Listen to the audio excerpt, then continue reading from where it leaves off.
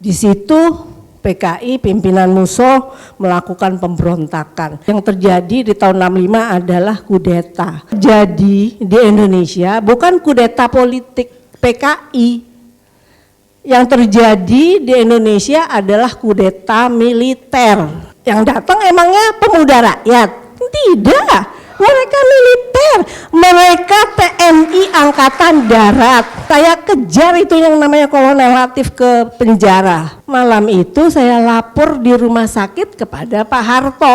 Kenapa kalau Soeharto memang benar, patuh, baik, hormat kepada Menpangatnya, kenapa dia tidak lapor Pak Yani? Hati-hati, ini ada orang, ada pasukan yang mau menculik Anda, kan gitu. Kalau yang benar, lah enggak. Artinya kan ini komplot ya, bohong pula itu Soeharto.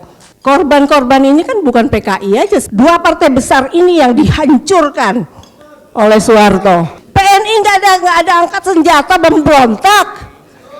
Bung Karno yang mau dikudeta. Di belakang itu siapa? Dewan Jenderal, itu loh. Dewan Jenderalnya siapa? Ya Soeharto dan kawan-kawan. Walaupun di dalam catatan perjalanan sejarah PKI saya nilai dan banyak tokoh-tokoh senior juga menilai ada kesalahan di tahun 48 memberontak kepada pemimpin bangsa ini dan rakyat Indonesia ketika sedang adanya bencana agresi Belanda berkunjung ke Indonesia untuk mencoba menjajah lagi. Kita proklamasi 45, 48 agresi Belanda untuk mencoba menjajah kembali. Di situ PKI pimpinan Musso melakukan pemberontakan dan ini menjadi catatan dari kaum politisi bahwa nggak benar ini PKI, kok kita lagi susah-susah kok memberontak dan bersenjata yang juga banyak korban. Tapi PKI tidak bubar.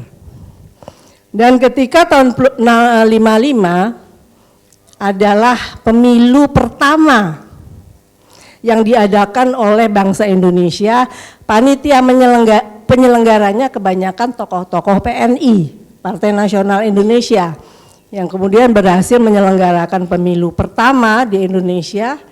Dan syukur alhamdulillah PNI menjadi juara pertama, pemenang pertama. Kemudian diikuti oleh Masyumi, waktu dulu ada partai juga judulnya Masyumi. Kemudian yang nomor 3 adalah NU, yang kemudian bukan lagi katanya bukan lagi partai, tapi partainya PKB kalau yang sekarang. Kemudian yang keempat adalah PKI.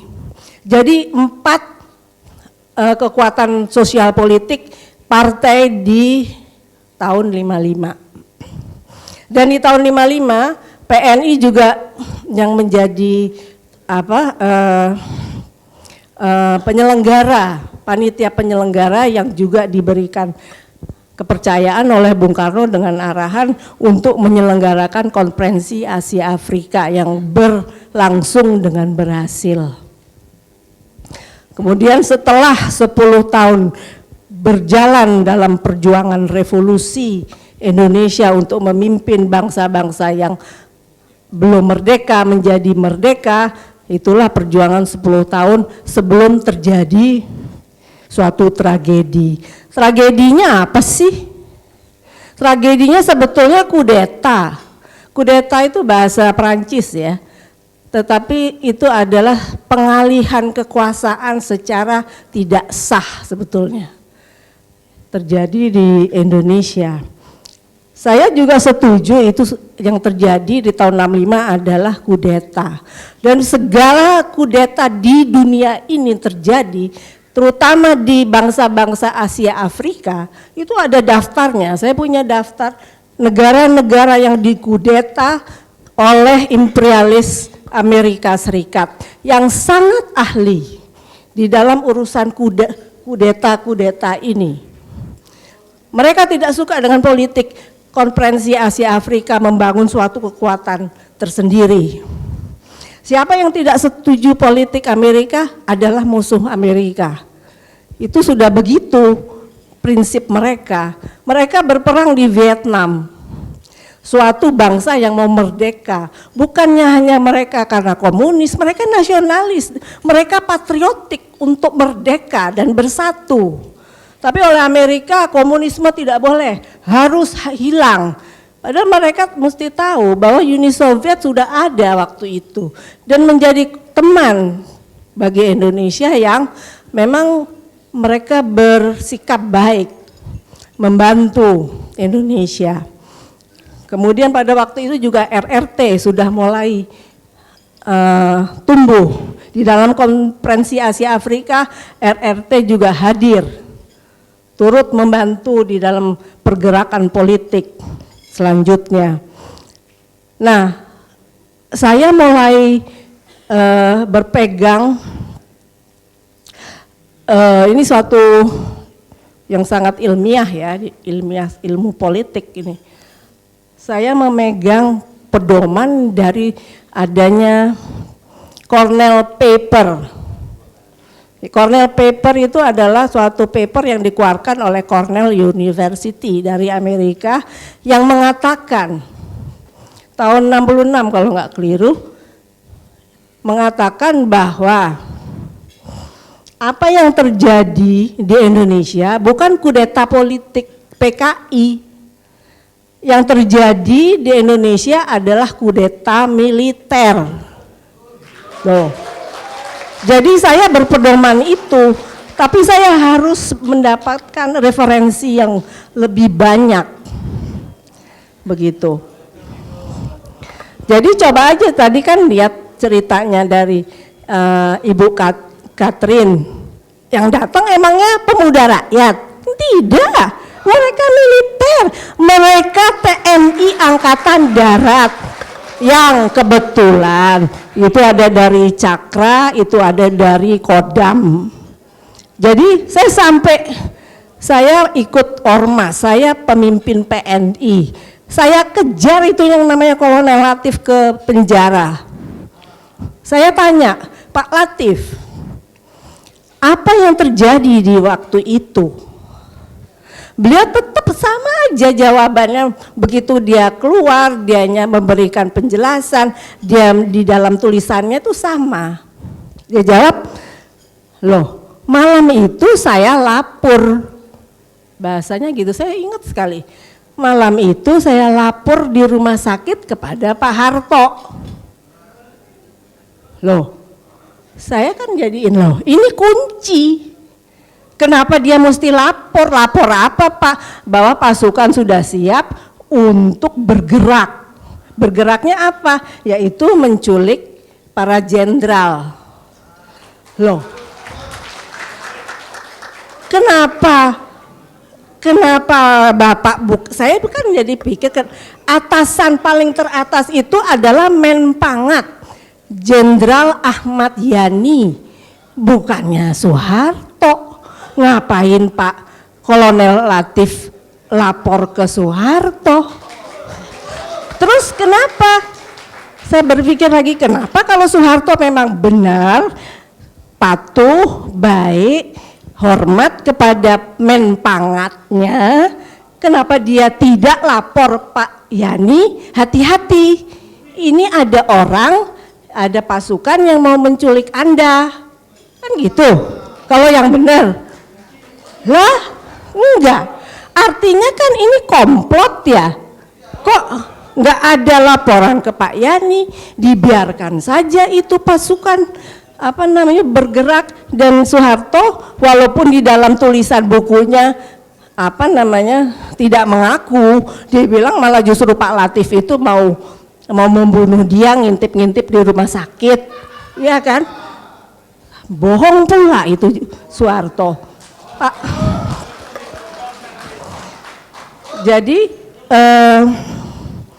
itu laporannya Pak Latif kepada saya.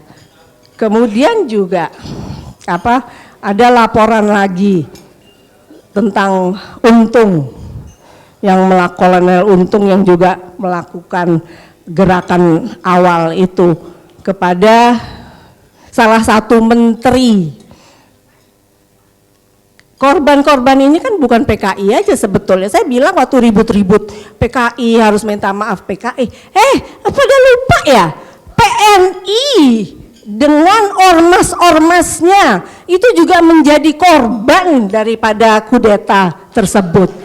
Kemudian kabinet Dwi Kora, waktu itu kabinetnya namanya Dwi Kora, itu juga menjadi korban. 16 menteri main tangkap, jeblos, dibusuk di penjara berapa tahun Mas?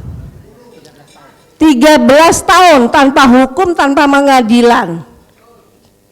Itu juga korban, gitu loh. Jadi jangan lupa supaya juga anak-anak muda nih tahu, bukan hanya PKI, PNI, paling besar partai ruling party pada waktu itu adalah PNI yang mempunyai garis politik, mempunyai visi, punya misi perjuangan. PKI setuju dengan perjuangan PNI.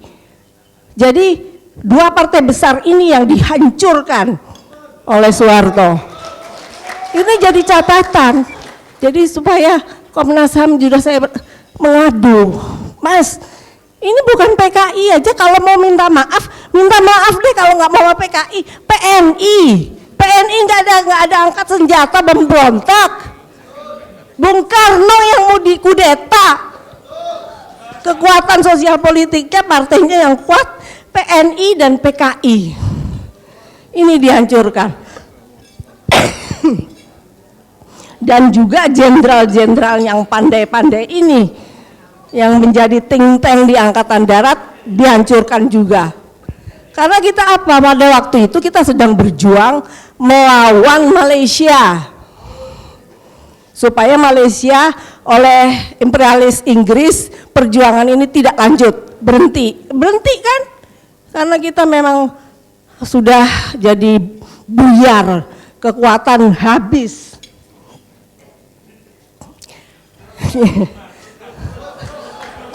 Ini pelajaran politik supaya anak-anak muda lebih ngerti. Ya gitu.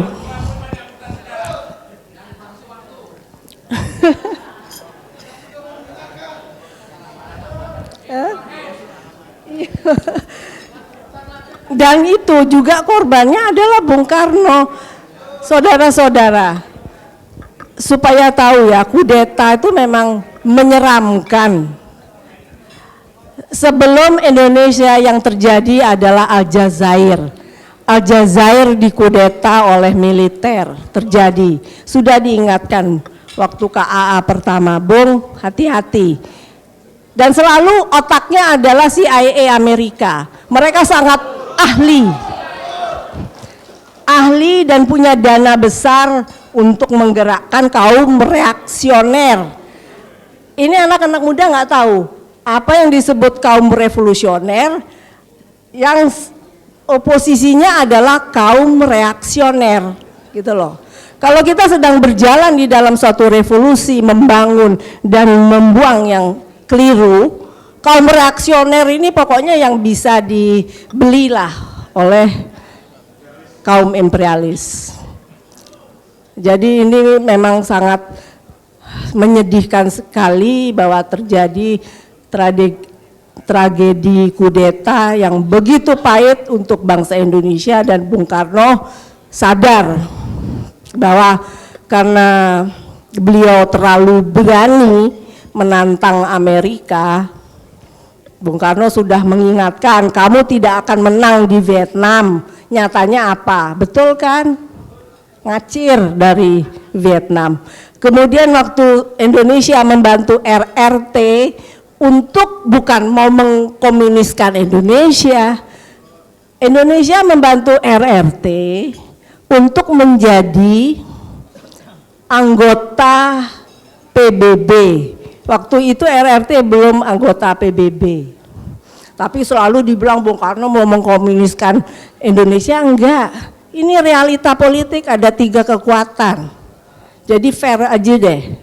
Dan Bung Karno hatinya sangat perih kemanusiaan dan melihat bahwa apapun ideologi bangsa ini, biarkanlah rakyat saya merasakan kebahagiaan di alam merdeka. Itu loh. Beliau itu jadi sedih sekali begitu lihat orang kok enak aja sih dibunuh-bunuh. Apa jenderal-jenderalnya kek, apa rakyatnya kek, apa itu yang namanya komunis, nasionalis, dibantai gitu aja. Siapa yang nggak shock, siapa yang nggak sedih? Tapi itulah bagi Bung Karno, beliau merasa, ya inilah pukulan telak untuk Bung Karno sampai beliau shock dengan adanya peristiwa tersebut karena pagi-pagi waktu tanggal 1 itu mau dengar ceritanya nggak sekilas. Jadi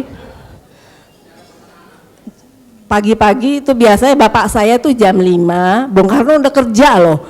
Duduk di teras kantornya presiden, kursinya rotan. Bapak saya dengan tumpukan map udah buka-buka dan sambil sarapan itu sudah mulai kerja, duduk sendiri. Dan jam 6 kita permisi untuk sekolah. Itu biasanya rutinnya begitu. Tapi suatu hari saya dikasih tahu pengasuh saya kayaknya nggak boleh sekolah nih sama pengawal. Loh kenapa?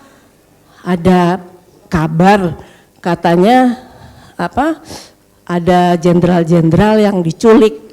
Lah apa iya dan bapak belum pulang sampai sekarang gitu. Oh belum, jadi masih di luar karena mestinya kan bapak udah balik gitu. Beliau biasanya kan di waktu Katrin bilang ada pasukan bilang dipanggil yang mulia lagi kelonan sama Ibu Dewi. Lah kok dipanggil? Dan beliau udah tahu jadwalnya tuh nggak sembrono, sudah ada jadwal.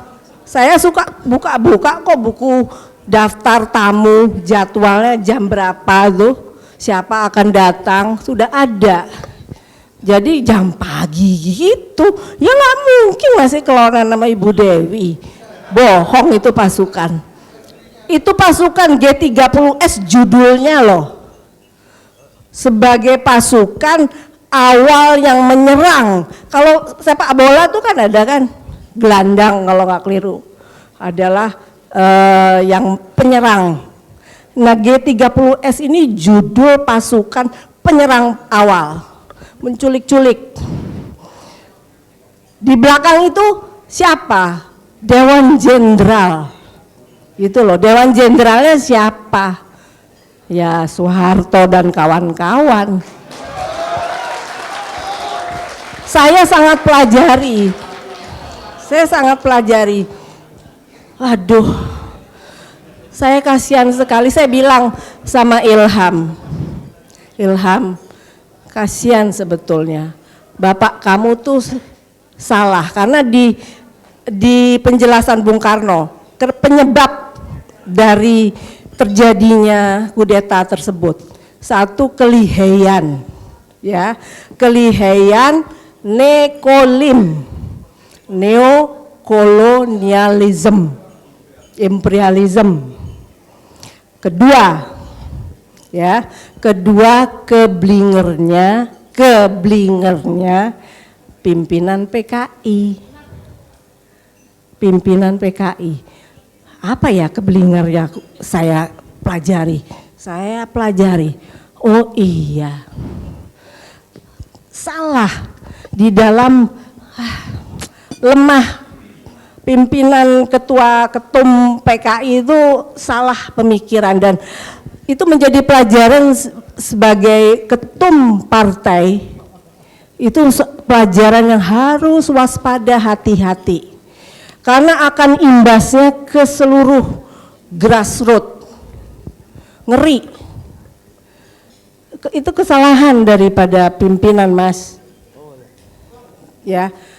Jadi Aidit almarhum itu sudah tercekok ya, tercekok pemikirannya bahwa ada komplotan jenderal yang judulnya Dewan Jenderal yang dipimpin oleh Pak Yani, Jenderal Yani dan kawan-kawan akan melakukan kudeta. Itu sudah menjadi keyakinannya Aidit almarhum. Padahal justru yang berkuasa itulah Soeharto itulah yang melakukan kudeta. Jadi ini loh kebelingernya pimpinan dari PKI tersebut yang sampai bisa hancur. Tapi tidak itu saja, PMI pun dihancurkan, dihabiskan. Saya udah berulang kali ini supaya boleh kita lanjutkan saat tanya jawab. Saya kira kurang lebih sudah dulu ya, karena tanya jawab kan juga banyak yang mau tanya jawab. Tapi kurang lebih saya kasih gambaran kesejarahan pada saat itu dan sebelumnya. Sekian dan terima kasih. Merdeka!